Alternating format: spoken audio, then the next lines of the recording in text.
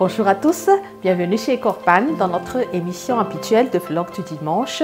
Je suis Ratimsa Tahiri. Aujourd'hui, nous allons aborder un sujet très intéressant et nous allons tout de suite commencer par vous poser une question très pertinente. Dans votre travail, par rapport à vos fonctions actuelles, voulez-vous être élu meilleur employé? C'est notre sujet d'aujourd'hui. Si oui, restez jusqu'à la fin. Dans la première partie, nous allons vous donner des astuces et des conseils pour bien réussir votre travail, surtout pour être vraiment élu meilleur employé. Nous allons vous donner des bases, ensuite les qualités requises, les bonnes pratiques et nous allons aussi vous parler un peu du sens de l'excellence, de la perfection. Et dans la seconde partie, je vais vous partager quelques expériences personnelles par rapport à mon travail il y a quelques années de cela où j'ai été élu meilleur employé. Premièrement, voici les bases pour bien réussir par rapport à vos projets, par rapport à vos objectifs dans votre fonction actuelle. Fixez-vous toujours des objectifs, ayez des visions bien claires.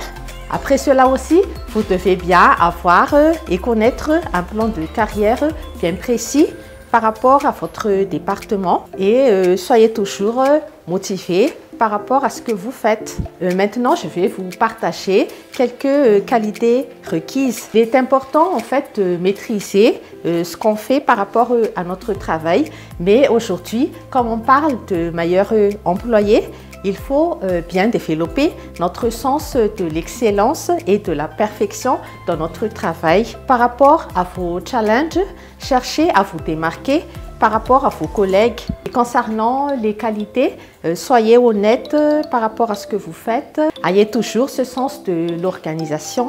Lisez des livres, documentez-vous. Après cela aussi, j'aimerais vous parler un peu de l'esprit d'équipe. Étant donné qu'on est dans un département, dans un pôle de fonction, on doit collaborer avec les membres de nos équipes. Il faut toujours être ouvert par rapport aux autres. Et un dernier point important que j'aimerais vous partager par rapport à vos expériences personnelles ou pas forcément au bureau. Essayez de découvrir d'autres talents que vous avez déjà en vous. Il se pourrait que vous avez des pépites qui sommeillent chez vous et par exemple lors des colonies de vacances, vous êtes par exemple le leader des enfants et vous allez découvrir que ah tiens mais j'aime bricoler, je sais quand même me débrouiller mais on dirait que je n'ai pas ces capacités par exemple, hein, juste des exemples, je n'ai pas ces capacités au bureau.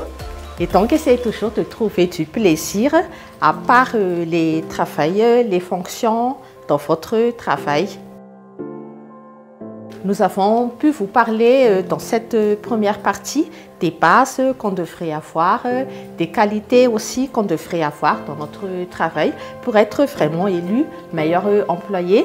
Et maintenant, nous allons entamer la deuxième partie où j'aimerais vous partager quelques expériences personnelles. Il y a quelques années de cela, j'ai travaillé dans une société internationale de transport et j'ai été élue meilleur employé. En fait, je ne m'y attendais pas vraiment. On célébrait les 25 ans d'existence de la société à cette époque. J'étais dans le département vente et marketing. On a déjà travaillé à cette époque avec une société de communication pour tout ce qui est événementiel. Mais à part les fonctions que j'occupais déjà, on nous a demandé d'aider en fait la société de communication. Je me souviens bien, je faisais des heures supplémentaires et j'avais aussi quelques challenges dans ma tête. Je me disais souvent, mais ce n'est pas mon travail et comment vais-je faire?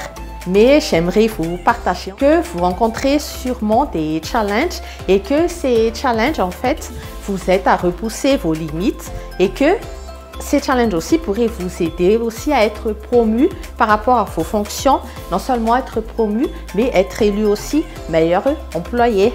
J'avais vraiment plusieurs tâches habituelles. On a fait des règles précises dans la société que normalement on devrait avoir juste un employé élu par mois pendant une telle période, mais qu'à cette époque-là, j'étais ex-aequo avec une autre collègue. On était dans le même département, mais toutes les deux, on savait très bien collaborer.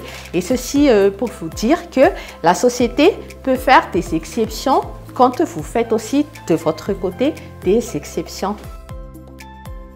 Voilà, aujourd'hui j'ai pu vous partager quelques expériences personnelles que j'ai vécues et des conseils et astuces pour exceller vraiment dans notre travail et être élu vraiment meilleur employé. Merci de votre attention et à titre de rappel, toujours chez Corpan, nous faisons des recrutements, des formations.